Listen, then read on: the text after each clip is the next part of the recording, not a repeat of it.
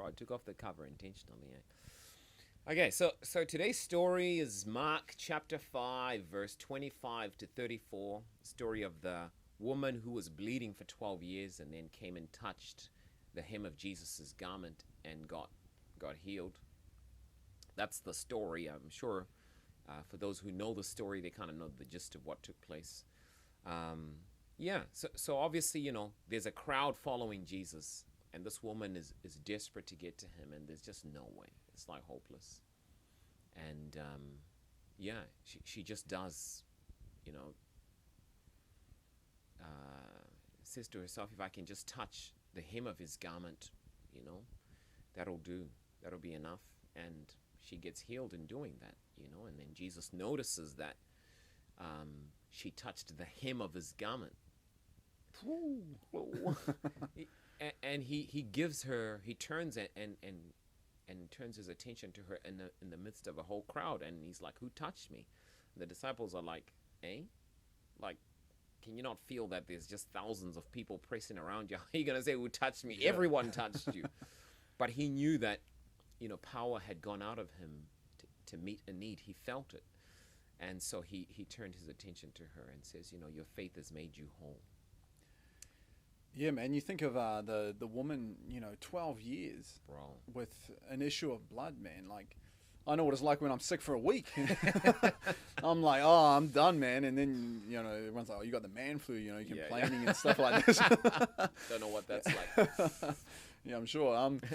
But 12 years with an issue of bleeding, man, like, that would be just crazy, I think about, even my partner, when she is getting her period, like, those days leading up to it, bad cramps, like so much pain, has to take pain relief to get rid of it because it's so excruciating. You think about dealing with an issue like that for 12 years. Because 12 times a year is painful enough, but every day, all day long. Hard to process, I think the reality is, and, none of us are qualified to speak on the issue, but, as close contact as we've been to women, my wife, I know that it's a pain. Just having your period, things are not the same. You're just uncomfortable. You can't go swimming. You got to watch your clothes. Sometimes, leaks, all of that hassle for 12 years, and to think of the context of the olden day society, there's no tampons, there's no pads. Oh, yeah. And so normally they were kind of separate. You weren't going to church. You weren't going to things because, you're bleeding. You're leaking everywhere.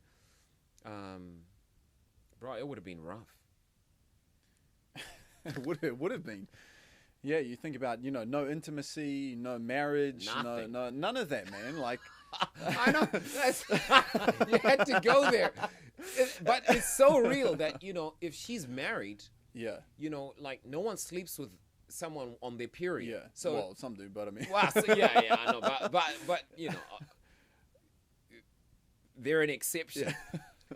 But no normal person is going to go there, It's not the desire. It's not, you're not supposed to do that. And for 12 years, if she's married, I don't know whether she's married or not, but whatever the case is, let's assume she is, the husband is like, yo, it's tough, once a month that season is tough, man.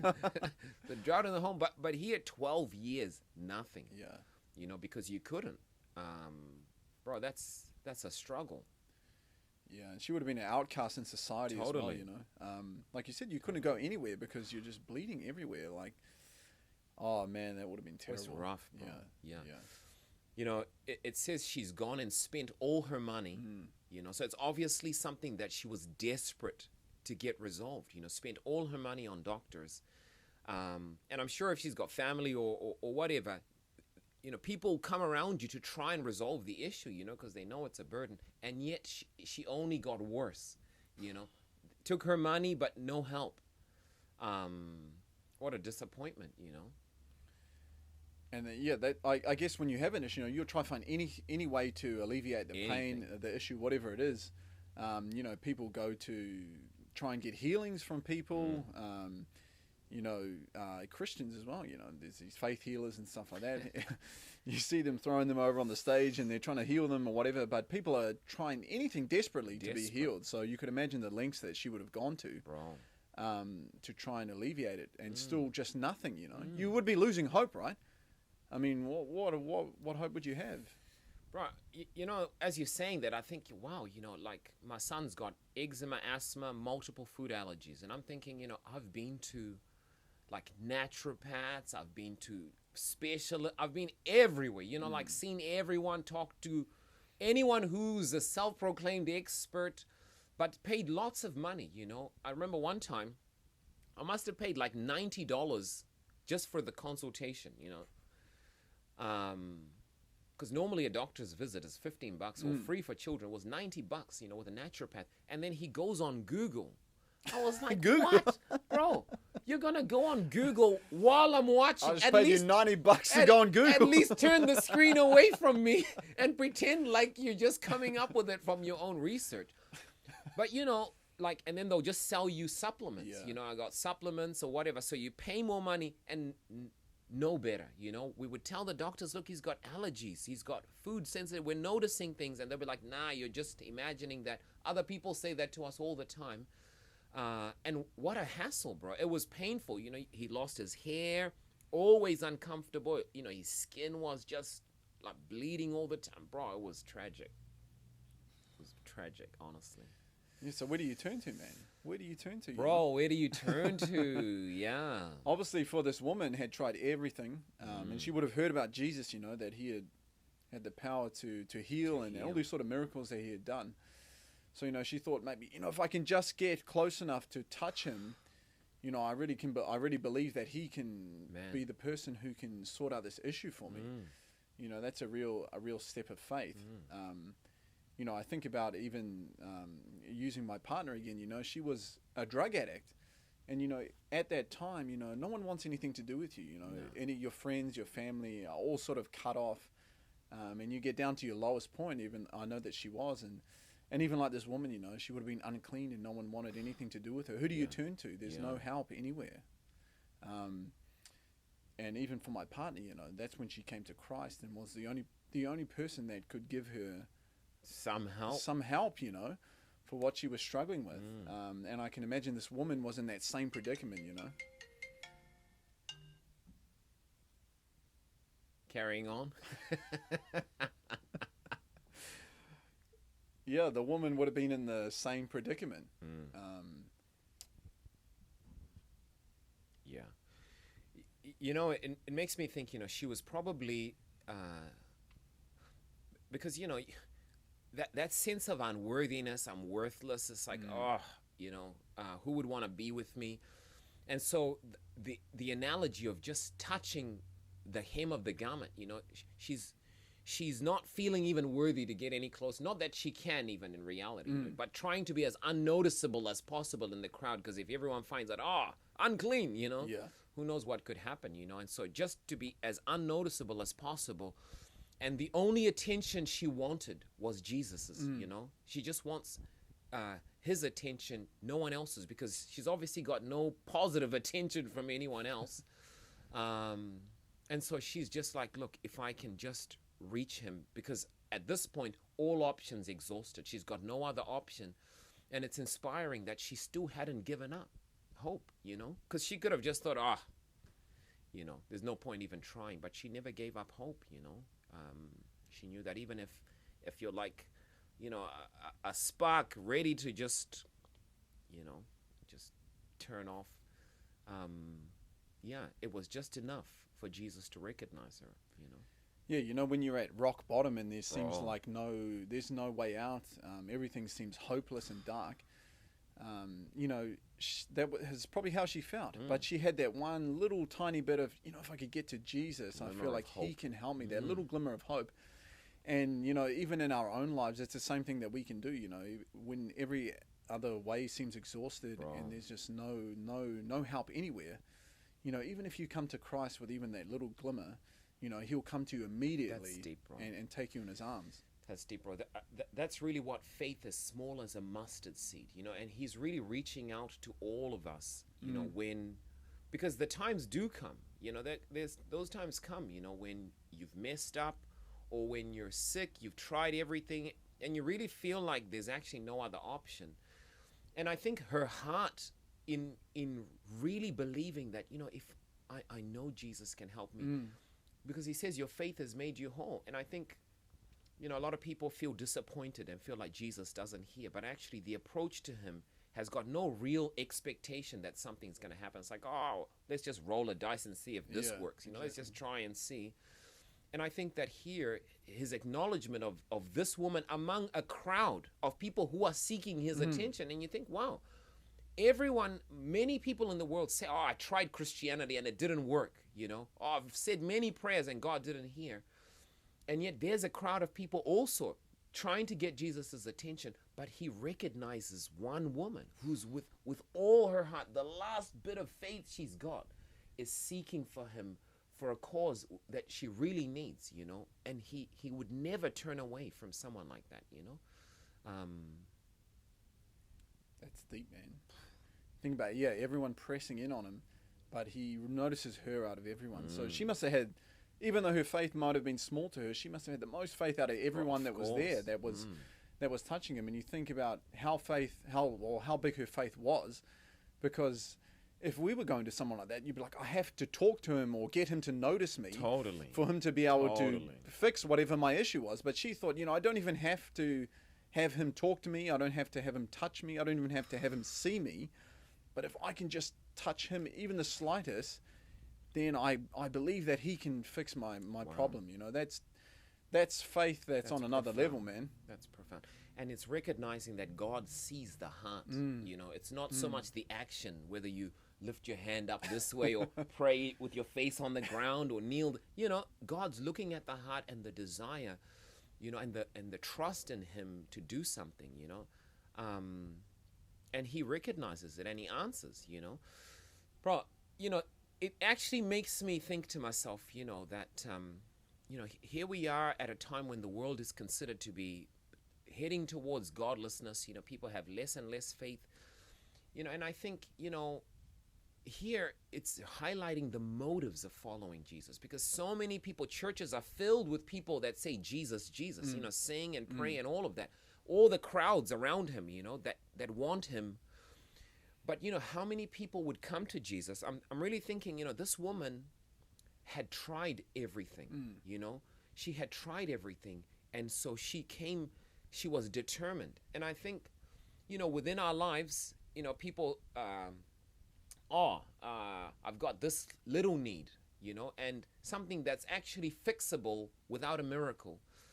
But because we're so afraid of pain, we don't want any struggle, we just send out a prayer, oh, Lord, please, fix this for me. We don't put any effort to try our best anyway. And we just want God to snap his fingers at every request of ours, which makes us lazy and dependent rather than grow in faith. Whereas God allowing people to try everything, and then stepping in before you've lost hope, it just allows your faith to grow, rather than just every time I get a headache, oh, Lord, please heal me. Every time I get a sore tummy, every time I get a sniffle, I don't expect a miracle, to be honest. It's like, okay, I'm going to try some ginger and lemon. I'll try what I can, what is humanly possible, and then expect a miracle, Go get a job before you ask God for money. Try get a job first, and then God will step in when you've done your best, rather than just sit back and think, oh, well, don't worry, I'll just sit back on the couch and God will send some money my way. I'll just keep checking my account balance, see if it changes,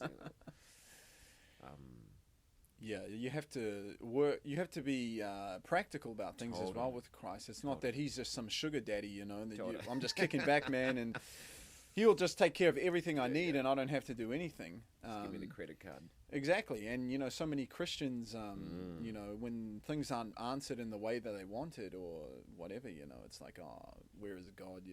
Where is he when I needed the miracle? That's right. But God knows what we really need. That's right. So when we come to him in faith of things that are a real need for us, he's not going to toss us away. Never. He'll never toss us away. But we have these formalities of, I'm all right. I'm a pretty good guy or whatever. and I don't need whatever it is, you know. Yeah. But this woman, you know, she knew what she needed, She knew and what and it she was needed. something she really needed. It wasn't something that was just something I Yeah. wanted. Bro, you just made me think of there's a series of videos, and if I say don't go watch it, people will go watch it. But it's called First World Problems on YouTube. Have you seen it? Yeah. Bro, you know, it's like, oh, you know, there's nothing to eat. I open the fridge and there's only leftovers. You know, people being whimsical about, you know, I can't find my charger, or the Wi-Fi strength is weak. You know, and really it's laughable that, you know, we would seek God to say, oh, Lord, I can't find my charger. Or, oh, Lord, can you make the Wi-Fi signal stronger? Or, oh, can you provide food because I don't feel like leftovers today. It's a joke, really, you Yeah. know, because in the big picture of things, you know, God is looking at the world and seeing how much suffering is there. And there in the first world, we're throwing away food, wasting money on entertainment, sitting around doing nothing, expecting handouts, and expecting God to work a miracle when we've made no effort, not only not for ourselves, but not for anyone else either. And I think that it would be unjust of God to do that. You know, that we should use our talents. We should use the God-given gifts we have, the brains we've got, to put in an effort, you know, and God will step in, you know, where our efforts reach their limit. Because this woman she tried everything. So she's reached the end of human ability, and then God steps in with a miracle, you know. And it's inspiring. It is, man. It gives me hope, eh? Totally. Gives me hope. Totally. That God cares about, you know, even the little person. you know, Totally. even the one person that comes, even with a little bit of faith, He cares Bro. about it, and He knows what you're going through. Yeah. So yeah, that gives me a lot of hope for the future. You know. Yeah. Yeah. Shows that in a church, you know, the most significant person is not, you know, the ones that are the closest to the pastor or that appear the most religious. You know, here's this woman who's down the back. She's way down the back, you know, and she's just reaching out in faith, you know, and she might be the outcast that looks, you know, sick and poor and doesn't dress so well, and everyone always looks at those people as, you know, they're losers. Yeah. You know, people have that perception. And yet in Jesus's mind, she was the most sincere out of all the crowd, you know. And that's a good lesson for me even, to think that, wow, you know, how do I perceive people, you know? And he didn't see her as needy, you know. He knew her need was genuine, and he tended to it, you know. Yeah, man. Yo. Okay, before we close, let me just see if there's